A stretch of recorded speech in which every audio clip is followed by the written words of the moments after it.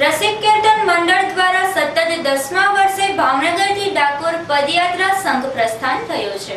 રસિક કીર્તન મંડળ ભાવનગર દ્વારા સતત 10મા વર્ષે ભાવનગરથી ડાકોર પદયાત્રા સંઘ રવાના થયેલ છે। છેલ્લા 9 વર્ષથી કાછિયાવાડના પદયાત્રીઓ 52 ગજની ધજા સાથે પદયાત્રા કરે છે। કાછિયાવાડમાંથી ભાવનગરથી ડાકોર પદયાત્રા છેલ્લા 9 વર્ષથી યોજાઈ રહી છે અને સાથે સાથે 52 ગજની ધજા ચૈત્ર સુદ પૂનમના દિવસે ડાકોર મંદિરે ચડાવાય છે। આ પદયાત્રામાં 500 થી 600 પદયાત્રીઓ જોડાય છે।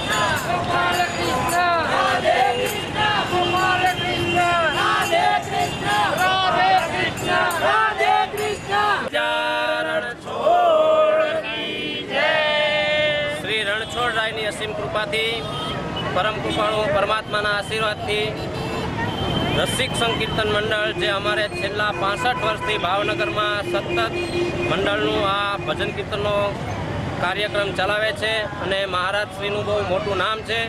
ભાવનગરમાં જૂનામાં જૂનું અમારું મંડળ છે અને દર વર્ષની જેમ આ વર્ષે પણ અમારે અહીંયાથી ભાવનગરથી વાયા અમદાવાદ થઈ ડાકોર સંઘનું આયોજન રસિક સંકીર્તન મંડળ દ્વારા કરવામાં આવ્યું છે। અમે દર વર્ષે સંઘ ચાલીને લઈ જઈએ છીએ।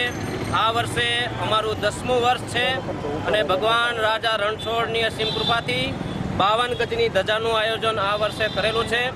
5મા વર્ષે પણ અમે આવી જ રીતે હર્ષ અને ઉલ્લાસથી 52 ગજની ધજા લઈને રાજા રણછોડના દર્શન કરવા ગયા હતા અને આ વર્ષે પણ 10મું વર્ષ હોવાથી 52 ગજની ધજા લઈને રાજાધિરાજ રણછોડરાયને દર્શન કરવા એના સોનાના શિખર ઉપર આ ધજા ચડાવવા અમે સૌ અમારા ભક્તો અને પદયાત્રીઓ અમે બધા જઈએ છીએ। અહીંયાથી ઓછામાં ઓછા ચાલીને જવાવાળા અમે 45 થી 50 જણા હશું અને અમદાવાદ જઈને અમારો સંઘ આથી 3 ગણો બહોળો થઈ જશે। 250-300 માણાની સંખ્યામાં સંઘ જાય છે અને 10 દિવસમાં અમે ડાકોર પહોંચી જશું।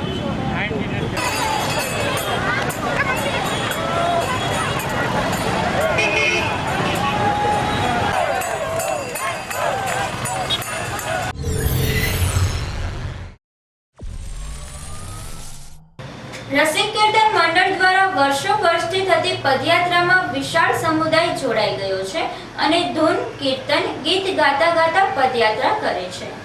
આ પદયાત્રા ચૈત્ર સુદ 14 પહોંચશે અને પૂનમના દિવસે 52 ગજની ધજા ઠાકોરજીને ચડાવવામાં આવશે।